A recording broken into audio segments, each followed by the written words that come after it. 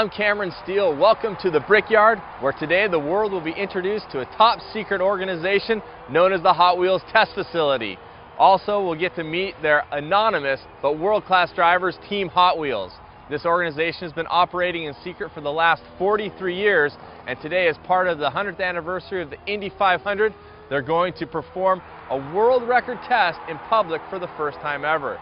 Jay Akerson is the facility media liaison and communications manager. Jay, why are you going public today? Well, there have been stories and rumors of the test facility for 43 years, and we felt it was time to set the record straight. So today is a historic day for motorsports. The facility wanted to celebrate and be a part of it. So what are we going to see? Hot Wheels for real. Firstly, we'll show you an almost catastrophic test of a world record jump that we're going to perform later today. Secondly, a crazy 10,000-foot descent from our facility in Brazil. We then attempt to prove an Indy car can drive upside down. And lastly, a world record jump on this track you see right behind us. Unbelievable. So when do we start? Well, first let's take a look at the history of the facility where this all started. An underground network of car specialists has been secretly pushing the envelope of auto engineering for 43 years. Their goal: explore the future of vehicular mobility regardless of risk. The 1960s gave visionary innovators permission to reach for the unreachable. In the heavily regulated world of car design, there was little room for new ideas. A looming oil crisis and new safety restrictions sent innovation into the mudflats. With this climate as a backdrop, a group of mavericks saw there was another way. In 1967, those same mavericks flew from Detroit to an abandoned factory in the California desert to build and test prototypes of the world's most advanced vehicles. What's your name and what's your relationship to the testing facility? I'm Charlie Penn. I was the head engineer at the facility from when it opened in 1968 until mid-80s, 1984 to be exact. Oh, man, it was an amazing place to be. You had the best drivers, the best vehicles, and the best engineers in the world all in one place. You know, you go push some limits. One of our guys went home, saw his kid playing with a car on a stool. Naturally, working at this facility, you'd think, let's test this for real. I'm Steve Garrett. I was the structural engineer of the stool project 1997-2003. In a project like this, doing the things that we do, pushing the envelope, being on the edge, everybody knows that something could happen. Everybody knows there's an element of danger. The test facility was all experimental. You hold back nothing, you know, and everything was accepted. The only way to really find out, you know, where the total limits are is to get almost crazy. Do things that you think are almost technically impossible. That's what we needed, and that's what was developed. And that was the beginning of a whole new era.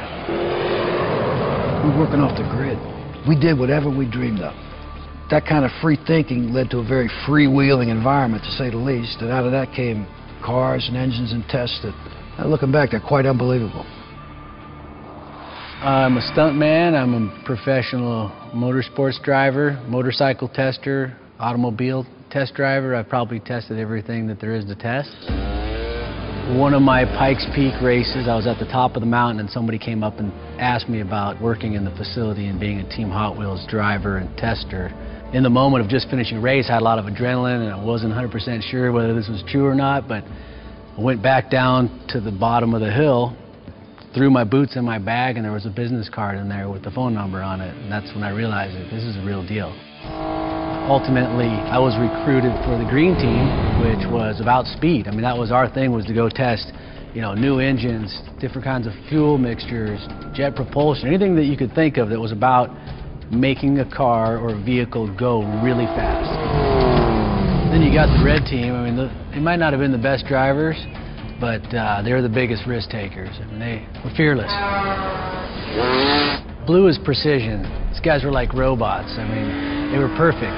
You know, they did the real hairy, knife edge kind of stuff. There was no margin for error for those guys. It was 1 millimeter made all the difference. The yellow guys, they were a wild bunch. To watch those guys do what they do in the air, it's like ballet.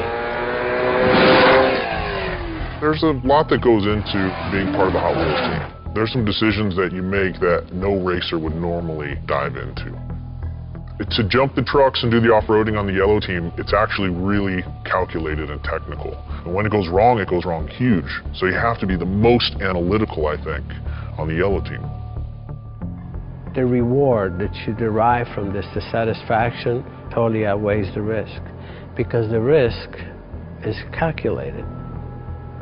I mean, all the things that we even do at a test facility, yes, we don't know what's going to happen on the other side, but you know something? You feel confident. There's a lot of engineering that's gone into it. You know, we're crazy, but not that crazy. You know, we're smart crazy. The worst crash I ever had, I can't tell you a lot about because I don't remember a lot of it, which obviously is probably why it's my worst crash. But we were testing out some new track materials, and ultimately I ended up just getting the corner wrong. Came off a little too fast, spanked the connector, piece of the track, orange track obviously, came off, ended up hitting me in the head, knocking me out for about 4 days. Ended up actually, my good luck charm, been carrying this around for a while. That was a piece of the connector bolt that ended up in my back. I used to patch them up with steel pins, metal plates. I even pulled orange track out of drivers. I mean, I got the x-rays to prove it. Colleagues, they wouldn't believe what I was doing out here, and then they started asking questions I really couldn't answer. I had to be careful about what you said. As secret as the facility was, some work was drawing the attention of the outside world. I was exploring the distribution of uranium through different markets throughout the world. The trail eventually led me to the Hot Wheels test facility. They were looking at different fuel sources, and one of those was nuclear energy. I believe the engines were essentially mini reactors. I mean, I'm not sure how far they got because it's very difficult to get too much information out of the facility.